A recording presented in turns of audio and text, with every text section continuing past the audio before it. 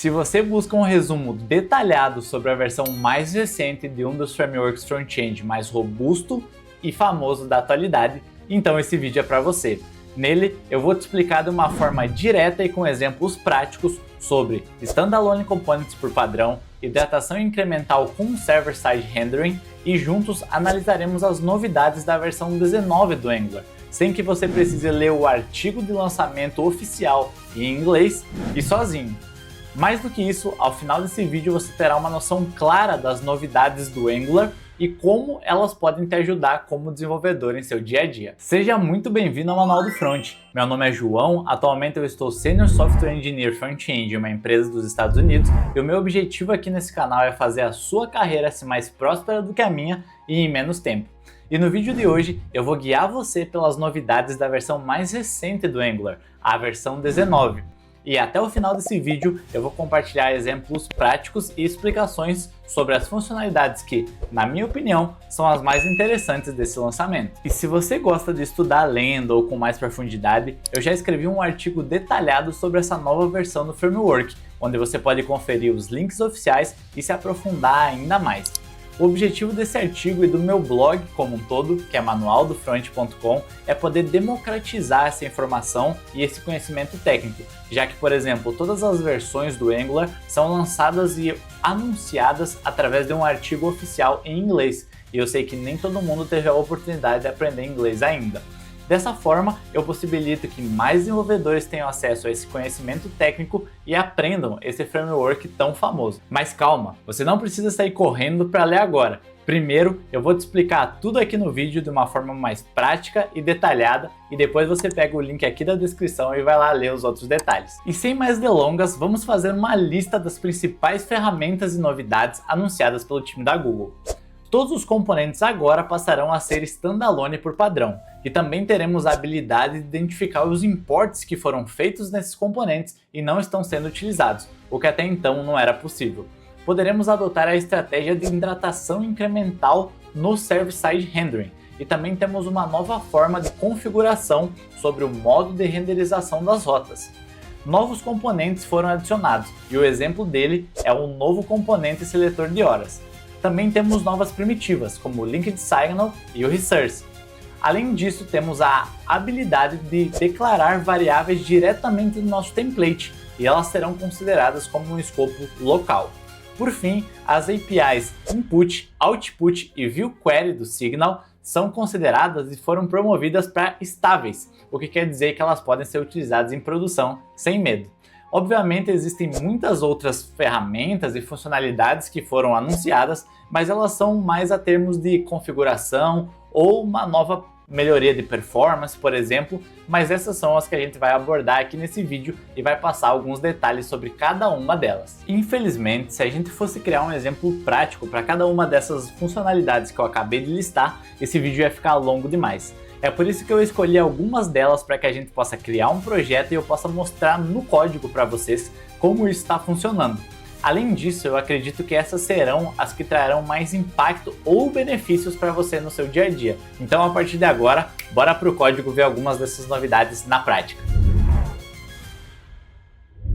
Bom pessoal, e a primeira coisa que eu quero conversar com vocês aqui é sobre Standalone ser o padrão. Então, finalmente essa versão que foi lançada, foi concebida no Angular 14, se torna o padrão. Então, isso quer dizer que diferente do que a gente fazia até a versão 18, a partir da versão 19 a gente não precisa ser explícito quanto ao Standalone ser true, por exemplo. Isso quer dizer que se você estiver utilizando um projeto na versão 19 ou mais, deixa eu até dar mais um aqui, que eu sei que tem um pessoal que assiste no celular, então deixa eu deixar bom aqui.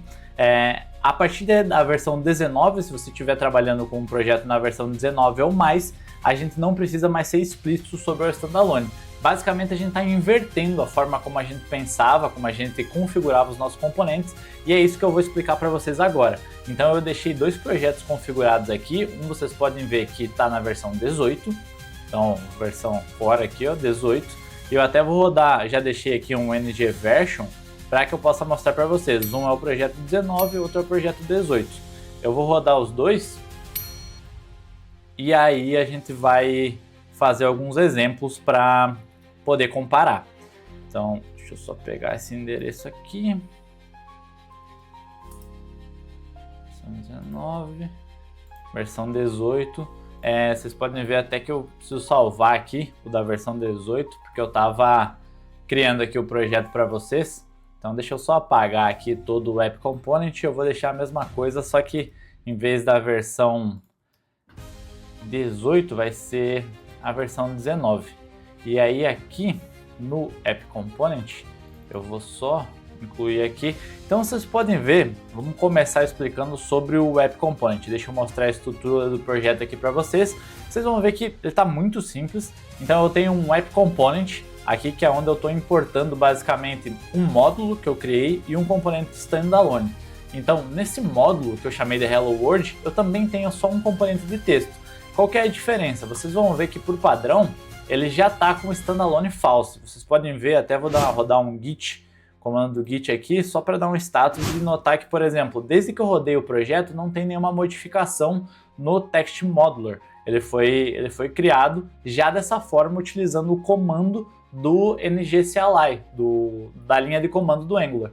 Então vocês podem ver que o standalone false ele já está aqui, porque caso contrário, que era como a gente deixava antes, os componentes eram criados sem standalone, caso a gente não passasse essa propriedade. E aí você pode ver que automaticamente o meu módulo já está dando erro. Por quê? Porque ele não está reconhecendo. Então, ó, componentes text module component é standalone. E assim, se a gente notar, não está dizendo mais nada aqui. Isso quer dizer que ele já está detectando que por padrão o componente é standalone. Então, ao invés da versão 18, onde a gente precisava dizer se for standalone, que ele seja true, então explicitamente a gente precisava colocar essa opção, agora a gente não coloca, então a gente está invertendo isso e ele já detecta que é standalone. Então, para eu dizer que esse é um componente que não vai ser standalone utilizado no módulo, eu vou ter que explicitamente falar standalone false. E a partir de agora ele para de dar erro e a gente importa o módulo normalmente no nosso App Component e aí eu estou usando ele aqui. Já o meu text standalone component, ele é simples, eu não fiz nada aqui novamente. Nota que ele está sem a propriedade standalone e mesmo assim ele pode ser importado diretamente lá no app. Por quê? Porque por padrão o standalone agora é true. Eu sei que eu estou sendo bem repetitivo, mas é porque a gente está focando nesse ponto específico e eu gostaria de deixar bem claro para vocês a diferença. Já se a gente voltar no nosso projeto aqui 18, lembrando, esse da esquerda é o 18, a gente vai ter o App Component. Eu ainda não importei, então vou deixar aqui lado a lado para a gente fazer uma comparação. E aí eu posso importar o Hello World Module e também o Text Standalone que eu já deixei pronto. Porém, se a gente for no Standalone, a gente vai ver que o nosso componente ele está sem Standalone, mas não está reclamando aqui. Nota a diferença. A gente está importando também o módulo, então aqui ó, Hello World Module, a gente está importando o componente exatamente com o mesmo nome, só que quando eu abro esse aqui, ele não tem standalone. Esse aqui, quando eu abro, ele tem e precisa ser false. Se eu tirar esse aqui, ó, comentei, vai dar erro no módulo. E aqui é o contrário, então aqui fica muito clara a diferença. Se eu adicionar um standalone false, ele vai continuar funcionando, mas ele não é obrigatório, ó. Então a gente não tem nenhum erro quando está comentado e nesse caso a gente tem. Porém, se eu passar um standalone true, o meu módulo vai começar a reclamar, porque ele não aceita componentes standalone. É a mesma coisa que eu simplesmente apagar aqui e aí a gente tem exatamente a mesma situação. Eu não tenho standalone, porque aqui é o padrão, o módulo está reclamando. Aqui eu tenho standalone declarado explicitamente, porque não é o padrão, e o módulo está reclamando. Então aqui fica muito claro essa diferença. E se a gente comparar aqui o que falta é o nosso componente standalone, você vai ver que aqui ele está declaradamente dizendo esse componente é standalone. Se eu comentar, o nosso App Component começa a reclamar, porque aí a gente não poderia importar esse componente diretamente. Então a gente consegue notar claramente a diferença entre os dois, tanto que se eu voltar aqui para a gente fechar esse exemplo, você vai ver que ele não tem nada e o App Component não está reclamando. Renderizando os dois, então, a gente tem o projeto 19 aqui, deixa eu ver, óbvio, né, nos exemplos que eu estava mostrando para vocês, eu deixei com erros, então, deixa eu só voltar aqui, esse cara aqui não é standalone, e aí aqui eu preciso dizer que ele também não é standalone, só que novamente, aqui eu preciso ser explícito. Então voltando, nosso projeto está funcionando, aqui é um projeto simples, eu até tenho que atualizar, né? O App Component aqui é a 18, então a gente está usando 18 funcionando, e aqui 19 funcionando também. Eu espero que com esse exemplo tenha ficado claro a diferença entre os dois. E uma coisa que a gente ganhou como opção, agora com a versão 19 também, que eu gostaria de mostrar para vocês, é os componentes standalone antes, a gente comumente fazia imports e às vezes a gente pode acabar esquecendo esse import, não utilizar ele e a gente não tinha como saber antes. Então deixa eu fazer um exemplo aqui para vocês. Vou fechar aqui para ficar mais fácil. No App Component a gente está usando o Text Standalone, que é aquele componente standalone que a gente criou, certo? Porém, antes, se eu apagasse ou comentasse esse componente, a gente não tinha como detectar que esse import não está sendo mais utilizado. Então o Angular ele basicamente não reconhecia que esse componente não está mais sendo utilizado no template. E agora com a versão 19 a gente consegue notar esse errinho. Então se a gente passar o mouse por cima, a gente vai ver o erro Text Standalone Component não está sendo utilizado no template. Então isso facilita muito quando a gente está fazendo um refactor, por exemplo, e a gente limpa o nosso template e às vezes o import acaba sendo esquecido, ele fica passando despercebido. Então agora a gente até consegue ver aqui embaixo que ele vai mostrar esse erro. Então o SLint está nos apontando esse erro, aí apagando ou, claro, voltando a utilizar ele no nosso template. Então você vai ver que o erro vai sumir aqui se eu salvar. Às vezes ele pode demorar um pouquinho, então se eu der um reload, muito possivelmente ele já vai parar de apontar e o erro vai sumir aqui também. E uma coisa que eu já estava esquecendo, esse erro que a gente tem quando a gente para de utilizar o nosso componente no template, ele parece muito simples, mas ele foi muito requisitado pela comunidade. Então ele teve mais de 150 votos. Isso é uma coisa importante de comentar com você. Se você está entrando na comunidade do Angular, ela é muito ativa no GitHub. Então a comunidade pode opinar sobre as novas features, do que está no roadmap do Angular. Eu sugiro muito que você dê uma olhada no GitHub do Angular e comece a opinar, a votar, e comece a entender mais o que a comunidade está discutindo e debatendo. Uma coisa que eu nem deveria ensinar isso aqui, porque exceto em um caso de um projeto muito legado e com muitos problemas, eu não recomendo isso de forma alguma, mas caso você precise suprimir esse erro, ele esteja incomodando, às vezes ele pode quebrar um build, enfim, no dia a dia a gente nunca sabe o que pode acontecer, né? Você pode adicionar dentro do seu arquivo tsconfig, na propriedade Angular Compiler Options, a gente pode adicionar esse diagnóstico estendido. Então basicamente a gente adiciona Extended Diagnostics e nesses checks aqui a gente pode dizer que a gente quer suprimir o erro de standalone, de imports não sendo utilizados nos componentes standalones. Então você pode ver que se eu apagar essa linha, a gente já tem um aviso aqui, ó, que é esse aviso sobre o componente não está sendo utilizado no template, mas se eu adicionar essa propriedade, ele deixa de acusar esse aviso, esse errinho, né? Então, eu não recomendo que você habilite isso, mas é importante saber se em algum momento seu time ou seu projeto precisar isso temporariamente. E agora é hora de falar sobre hidratação incremental com server-side rendering. Então vocês podem ver que a gente já está com outro projeto aqui e agora a gente vai fazer um exemplo simples de como funciona a técnica de você renderizar e incrementalmente você ir buscando mais conteúdo para sua aplicação. Então chega de falar, vamos mostrar um pouco de código.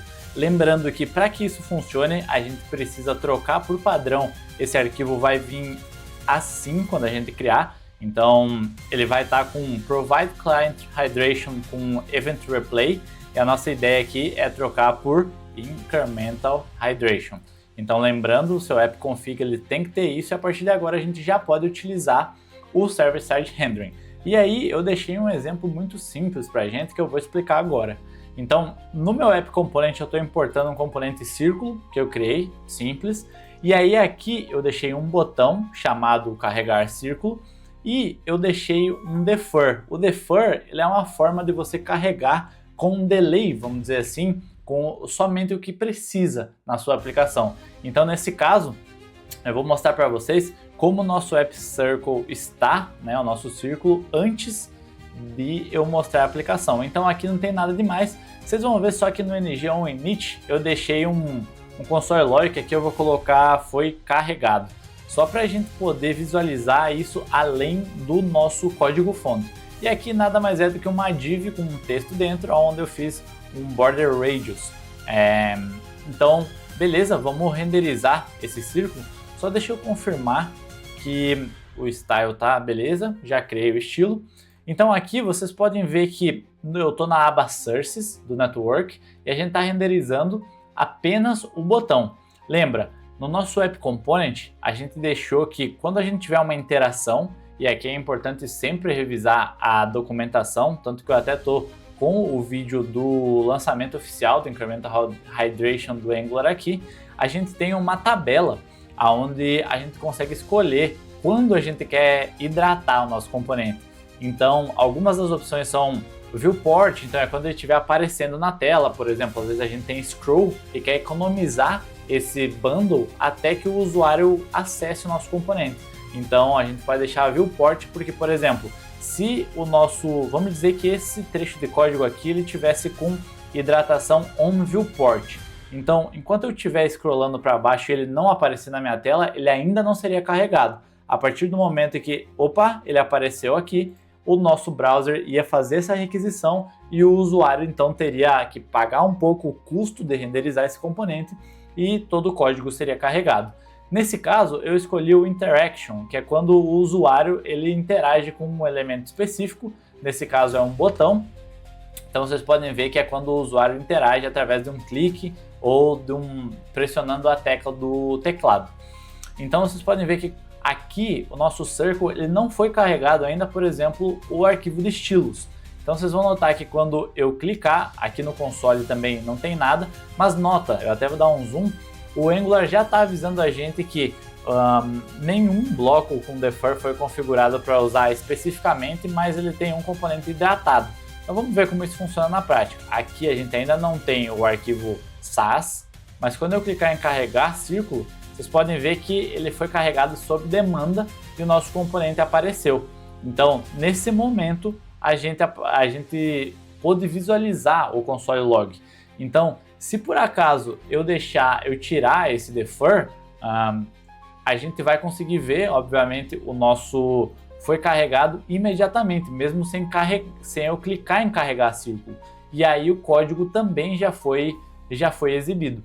Então, esse é um exemplo bem simples para a gente ver algumas opções que são muito úteis, principalmente em e-commerce, por exemplo, ou landing pages, que vão ter muito conteúdo, e aí às vezes não faz sentido a gente carregar tudo de uma vez só. Faz sentido conforme o usuário estiver interagindo com a aplicação, a gente ir carregando para que nesse primeiro carregamento ele não tenha tanto impacto. Isso geralmente ajuda a aumentar a performance da nossa aplicação e também fazer o usuário sentir que a nossa aplicação está mais leve, que ela está fluindo melhor. Então esse é um bom exemplo de aplicação da hidratação incremental, no server-side rendering. Além desses tópicos que acabamos de abordar em detalhes, eu gostaria de comentar brevemente com vocês mais 3 novidades desse lançamento. Então deixa eu me colocar aqui para o cantinho para compartilhar a tela com vocês e a gente poder passar por 3 desses itens. O primeiro deles é o controle de renderização de rotas. Então, quando o SSR ele é habilitado na aplicação, o comportamento padrão que temos no Angular é renderizar todas as rotas, mesmo que elas sejam parametrizadas no servidor, e pré-renderizar elas sem parâmetros. Nessa versão, a versão 19, essa nova interface Server Route vai permitir que individualmente, ou seja, uma por uma, a gente possa configurar o comportamento dessas rotas e determinar se a gente quer que essa rota seja renderizada no servidor, pré-renderizada ou renderizada no lado do cliente, são essas 3 opções que a gente está passando aqui. Além disso, eu quero mostrar para vocês a questão do novo componente, que é um componente de seletor de horas. Então, esse componente aqui, ele vai permitir que a gente possa selecionar as horas, porque esse componente ele foi muito pedido, foi um dos pedidos mais populares que existiam no GitHub, no repositório do Angular, e finalmente ele foi lançado. Então, nessa animação aqui, a gente consegue ver o resultado visual dele e também como é o código que a gente pode utilizar para criá-lo. E por fim, eu queria dar um destaque para as variáveis declaradas no template, localmente. Então, com essa sintaxe, o Angular acaba simplificando um pouco o processo de definir e reutilizar uma variável no template. É outra demanda que foi muito requisitada pela comunidade e a gente vai conseguir nos livrar de algumas gambiarras, vamos dizer assim, que eram utilizadas anteriormente. A nova forma trabalha elegantemente com referências e com o pipe async, por exemplo. Então aqui eu deixei um exemplo para a gente analisar, eu até vou aumentar um pouco o tamanho, com a variável referenciando um elemento. Então note que a gente está declarando uma variável nome e a gente, a partir do momento que, através do two-way data binding, o usuário colocar o valor nesse input, essa variável ela já vai ter o ponto value disponível. Então a gente está declarando uma nova variável texto e esse texto ele conterá olá mais o que a gente digitar no input. E com o pipe async a gente tem uma declaração de usuário e aí a gente consegue já exibir automaticamente os detalhes do usuário. Então, como vocês podem ver, essas são mais algumas das novidades que o Angular disponibilizou para a gente nessa nova versão. Como deu para ver, a versão 19 do Angular trouxe mudanças significativas em vários aspectos do framework. Mas me conta, qual delas você achou mais interessante? Tem alguma que eu não citei aqui que você acha que eu deveria me aprofundar em um próximo vídeo? E cá entre nós, você já atualizou o projeto que você está trabalhando ou ainda está trabalhando em um projeto legado? Eu tô de olho, hein? Me conta aqui nos comentários que eu gostaria muito de saber. E vale lembrar que o Angular é um framework front-end, então se você talvez está começando na área de desenvolvimento ou está na dúvida entre front-end e back-end, eu recomendo que você assista meu vídeo onde eu abordei os aspectos de cada uma dessas áreas, quais são as características das pessoas que costumam se dar bem em cada uma delas, e eu deixei lá algumas dicas para facilitar essa sua decisão, que nem sempre é tão óbvia. Então não perde tempo, clica aqui nesse vídeo que está aparecendo na tela e nos vemos lá.